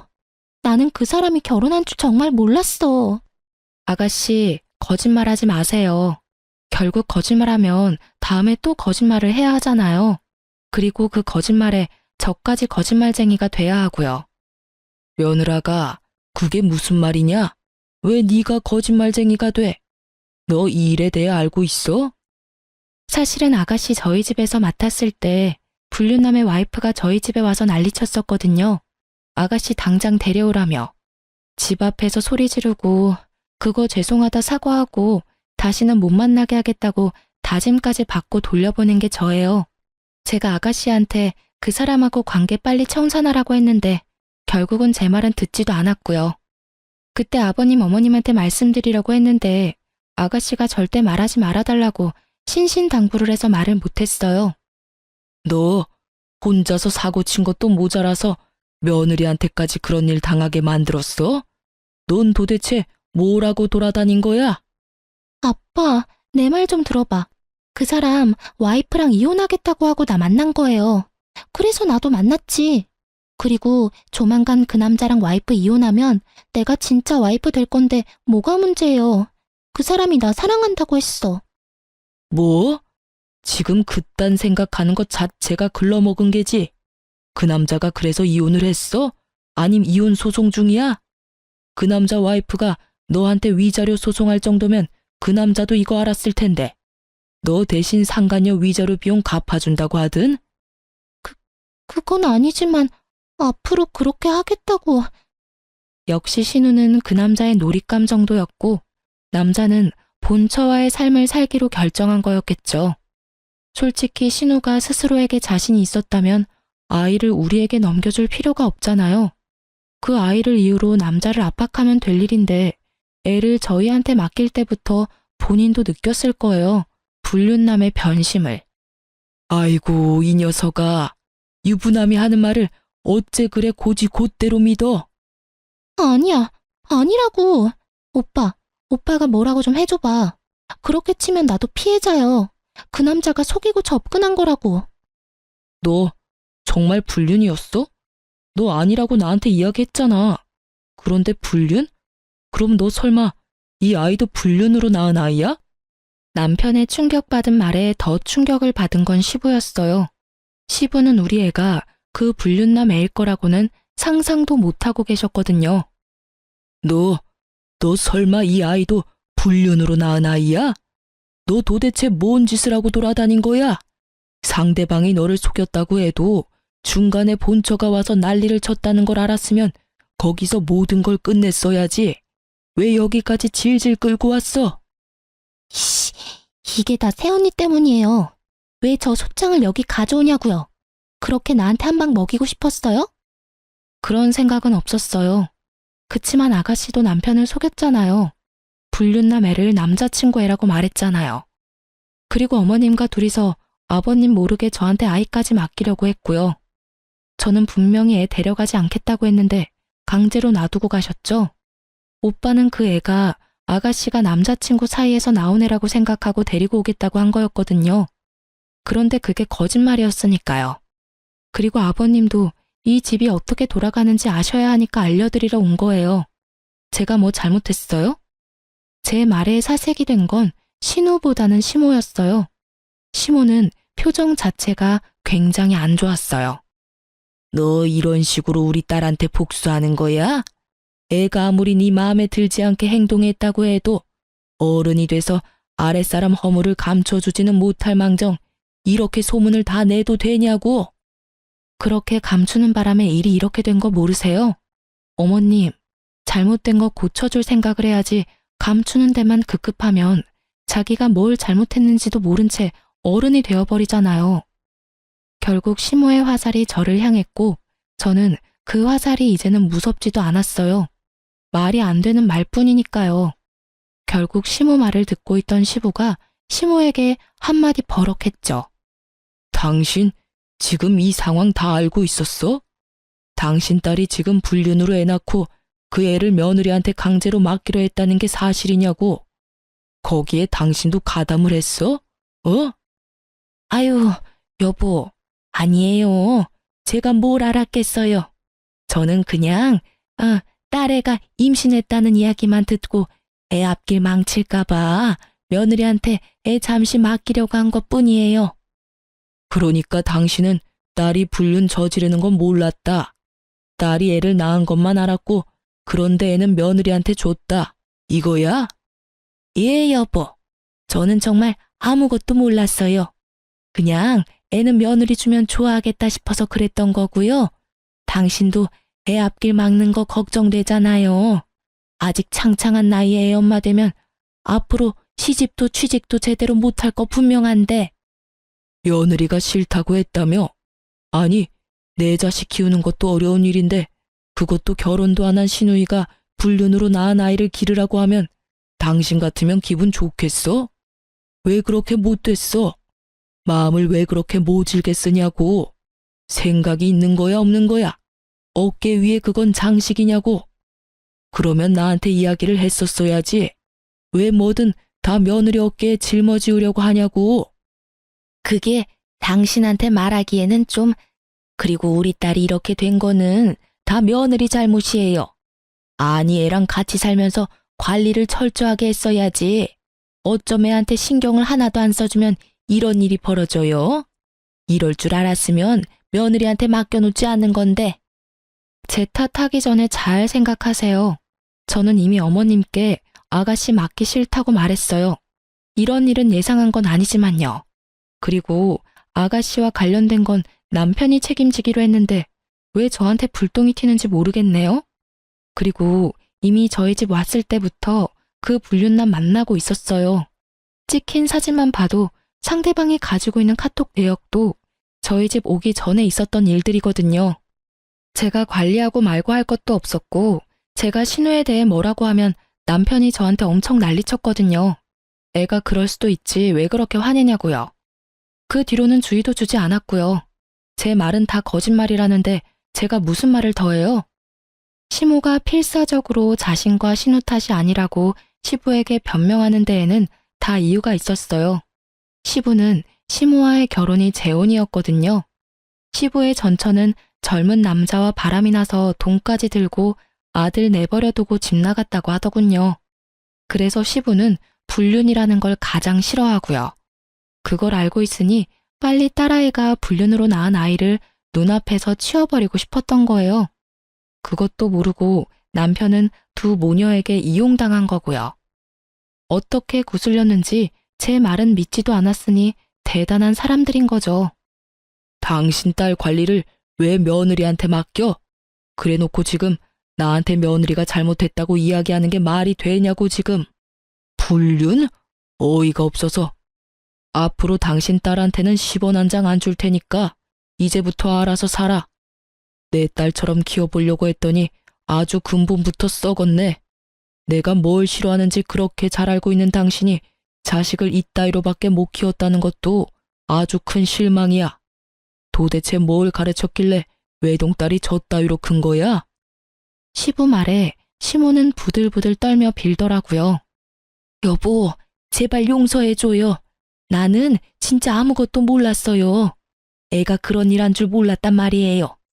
아직 대학도 남아있는데 지원을 끊어버리면 애 학교 졸업은 어떻게 해요? 딱 한 번만 봐줘요, 여보. 봐줘? 뭘 봐줘? 남의 가족 파탄내는 거 내가 고스란히 당했던 거 딸년이 지금 남의 집에 하고 있는데 거기다가 지 오빠 가정까지 지금 괴롭히고 있잖아. 시어머니 시누이라고 아주 작정들을 하고 며느리를 괴롭혀? 그런 게 아니에요. 여보, 괴롭히다니. 여보, 우리는 절대 그럴 생각으로 애 맡긴 거 아니에요. 다 며느리를 위해서였고 애가 안 생기는 게 가엾기도 하고. 그럴 생각이 아니면 애는 왜 맡기려고 한 거야? 딸이 나이가 적은 것도 아니고 지가 책임지면 되지 어디서 책임을 전가해? 혹시라도 딸이 지 자식 키우겠다고 했으면 나도 딸의 마음 기특해서라도 지원해주려고 했을 거야. 그런데 이게 뭐야? 집안을 완전 풍비박산을 내놨잖아. 나는 내 가족 중에 저런 인간 있다는 거 용납 못해. 그러니까 당장 나가. 내 집에서 나가. 시모와 신우는 시부 앞에서 울고불고 난리가 났어요. 저는 그걸 보면서도 아무 생각도 들지 않았고요. 다 자기들이 저지른 일 때문에 이런 일이 벌어진 건데도 반성은커녕 용서만을 바라는 모습을 보니 측은한 마음도 생기지 않더군요. 그리고 저는 벙찐 얼굴로 시모와 신우만 바라보던 남편에게 미리 준비해온 이혼 서류를 건넸어요. 이혼 서류야. 그거 작성한 대로 제출할 거야. 내 이야기는 제대로 듣지도 않고 신우 말만 듣고 애 데려오겠다고 혼자서 결정했지? 어떻게 불륜으로 낳은 아이를 나한테 맡길 생각을 해? 여보, 나는 정말로 동생이 나한테 거짓말하는 줄은 몰랐어. 속아 넘어간 거 이해할 수 있어. 아가씨가 속이려면 다들 속아 넘어갈 수밖에 없으니까. 그런데 내가 그렇게까지 당신한테 진실을 이야기하려고 했으면 최소한 스스로 알아보려는 생각은 해야 하는 거 아니야? 무작정 나를 거짓말쟁이로 만들어버렸잖아. 내가 받은 배신감이 얼마나 큰 줄 알아? 그리고 내가 유산 2번 하고 나서부터는 완전히 사람을 죄인 취급했잖아. 시어머니랑 둘이서.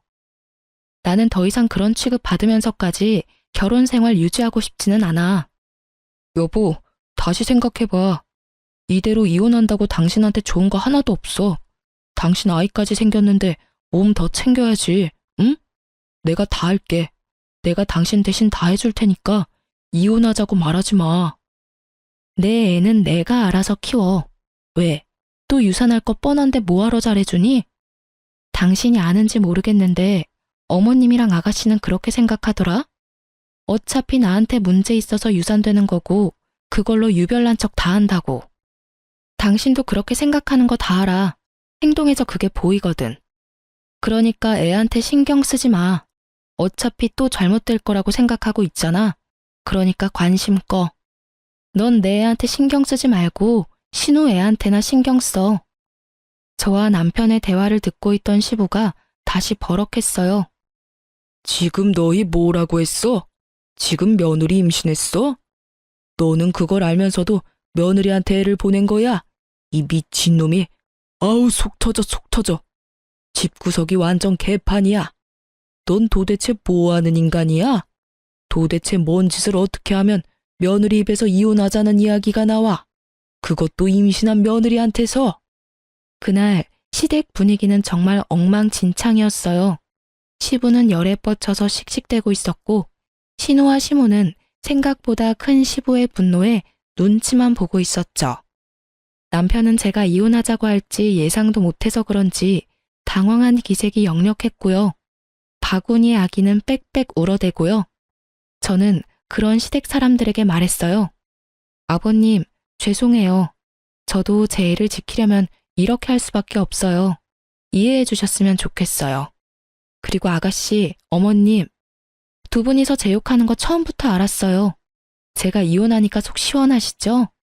마음 편하게 잘 지내세요. 그리고 당신은 앞으로 나랑 얼굴 볼 생각하지 마. 애가 어떻게 되든 상관도 하지 말고. 내 뱃속에 애가 태어나도 당신한테는 아무런 권리도 권한도 넘겨주지 않을 거야. 그렇게 알고 이혼 진행할게. 그 말을 남기고 저는 시댁에서 나왔어요. 정말 속이 다 시원했어요. 항상 저를 눈의 가시처럼 여기던 신우와 시모가 절절 매는 모습을 보니 어찌나 시원하던지요. 그렇게 이혼하고 저는 뱃속의 아이를 지키는데 혼신의 힘을 다했어요. 친정에서도 제 상황을 알고 혼내기보다는 보듬어 주어서 기쁘고 고마운 마음으로 지냈죠. 그리고 아이는 무사히 태어났어요. 얼마나 예쁜지. 예쁜 아이에게 가족을 주지 못한 게 마음 아프지만 최선을 다해 아이를 보듬어 줄 거라고 다짐했어요. 그리고 애가 100일이 좀 되기 전에 그 집안 소식을 듣게 됐어요. 완전히 뿔뿔이 흩어져 버렸더군요. 사실 시부와 시모가 재혼인데다가 남편과 신우도 피가 섞이지 않은 가족이었거든요. 당시 시부의 분노가 어마어마했던 것 같더라고요. 시간이 1년이나 지난 지금도 신우는 시부 집에 들어가지 못했다고 하더라고요. 시부가 지원해주던 것도 다 끊어버려서 대학은 중퇴하고 알바로 일하고 있다고 하더군요. 지금 신우가 지내는 원룸 월세도 벌어야 하고 상간녀 위자료비도 신우가 다 내야 한다고 하더군요. 시부는 그 돈 죽어도 못 내준다고 해서 결국 신우가 직접 벌어서 지불하기로 했다나 봐요. 그리고 시모는 시부 곁에 간신히 붙어 있기는 하지만 신우를 도와주지도 못하고 시부 눈치만 보고 있다고 해요. 맘 같아서는 신우를 도와주고 싶겠죠. 신우 애도 아직 어리니까요. 시부는 그 애를 자기 집에 절대 못 들인다며 못 박아버렸고 시모도 도와주지 못하는 상황이 되어버렸죠. 게다가 사랑이라 믿었던 불장난은 결국 신우에게 상간녀라는 꼬리표만 남기고 사라져버렸죠. 그 이야기를 들으면서도 뿌린 대로 걷어갔다는 생각이 들었어요.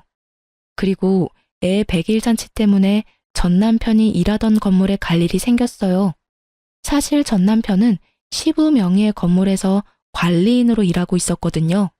그래서 혹시라도 마주칠까봐 걱정하면서 들어가는데 관리인이 남편이 아니더군요. 혹시나 싶어 슬쩍 물어봤어요. 혹시 관리인 바뀌었나요? 예전 관리인이라면 몇 달 전에 교체됐어요. 건물주랑 안 좋은 일이 있었던 것 같더라고요. 둘이서 싸우는데 난리도 아니었죠. 두 사람이 싸워요? 두 사람은 부자지간인 걸로 아는데. 그러니까 말입니다. 혹시 건물주랑 잘 아는 사이인가요? 아, 네. 예전 관리인이랑 연이 있었죠. 그래서 없어서 물어본 거고요. 그렇게 짧게 이야기하고 저는 건물 안으로 들어갔어요. 싸우면서 일까지 그만뒀으면 좋은 상황은 아니겠다 싶었어요. 이혼 서류 정리되고 나서는 제 전화번호며 주소며 싹 다 바꿔버렸거든요. 그 집안과 연결고리 하나 남겨두고 싶지 않아서요. 그래서 전 남편에게 연락을 받지도 않았지만 아주 우연찮게 전 남편의 모습을 확인했어요. 어제 새벽에 아기 분유를 주문했는데 아슬아슬하게 식혀서 그 전에 아이 분유가 모자랄까봐 걱정이 되더라고요. 그래서 아침에 현관 앞에서 배송되는 거 기다리고 있다가 탁 거리는 소리와 동시에 문을 열었는데 거기 전 남편이 있더군요. 시부 건물 관리인 하다가 나와서 택배 배송하며 지내고 있는 것 같더라고요. 서로가 서로를 알아보고 어색해져 버렸어요. 그때 남편이 묻더군요. 애는 잘 크고 있어? 응, 잘 크고 있어. 이젠 말도 조금씩 해. 그래? 잘 지내고 있는 거 보니 다행이네. 당신도 잘 지내지? 애는 여전히 당신이 봐주고 있어? 아니, 그 애는 동생이 보고 있어. 내가 봐줄 의리 같은 건 없지. 내 이혼은 어떻게 보면 동생 때문이기도 하니까. 그때는 진짜 내가 어떻게 됐나 봐. 왜 당신을 믿지 못했는지 지금도 이해가 안 돼. 피가 통하는 동생도 아닌데 왜 당신보다 동생을 더 우선했는지도 모르겠고. 모르지. 당신이 듣고 싶은 말을 신우가 해줬던 건지도. 관리인 일은 그만뒀어? 아버지가 그 일 다시 하고 싶으면 당신이랑 아이까지 다시 다 데려오라 하더라고. 그치만 내가 너한테 지은 죄가 있는데 어떻게 데려와. 게다가 당신도 엄마랑 동생한테 너무 당해서 그러고 싶지도 않을 거고. 맞는 말이었어요. 전 남편 놈이 만약 제게 재결합 이야기를 했으면 한 대 쳤을지도 모르지만 전 남편은 반성을 제대로 한 모양이더군요. 그렇다 해도 제가 전 남편과 다시 맺어질 일은 절대 없지만 말이죠. 그렇게 대화는 어색하고 짧게 끝났고 그 뒤로 남편을 마주친 일은 없었어요. 이혼하면서 제일 무서웠던 건 아이를 혼자서 어떻게 키워야 하나 하는 점이었어요. 솔직히 아이 만들려고 일도 오래 쉬었고 완전히 경력단절 여성이 되어 있는 상황에서 경제적인 독립을 어떻게 해야 하는지 몰랐어요. 남편과 이혼하면서 받은 것들이 있었지만 시도하다가 다 까먹어버릴 것 같아서 걱정만 하고 있던 차에 부모님 도움으로 결국 취직도 하게 됐죠. 그리고 육아도 부족한 부분은 친정 부모님에게 신세지고 있어요. 부모님은 저를 재혼시키고 싶어 하셨지만 글쎄요, 저는 시집이라면 이제 지긋지긋하거든요. 솔직하게 말해서 혼자 애 키우며 사는 게 훨씬 마음 편하고 좋더라고요. 사실 2번이나 유산한 경험 탓에 아이의 존재가 저에게는 너무나 특별해요. 그만큼 절실히 원했거든요. 그런데 출산을 하고 엄마가 되어보니 아이에게 유일한 하늘이 저라는 생각에 재우는 감히 꿈도 못 꾸겠어요. 물론 엄마는 딸 걱정하는 마음에서 권유했겠지만요. 저는 귀여운 아기 천사를 만난 것만으로도 더없이 행복하네요. 다들 제 사연 들으시고 어떤 생각을 하실지 모르겠네요. 제게 혹시 해주고 싶은 조언이 있으시다면 부담 가지시지 마시고 소중한 댓글 달아주셨으면 좋겠어요. 제 선택이 올바른 선택이었는지 용기를 얻고 싶거든요. 그럼 지금까지 제 사연 들어주셔서 감사합니다. 행복한 하루 되세요.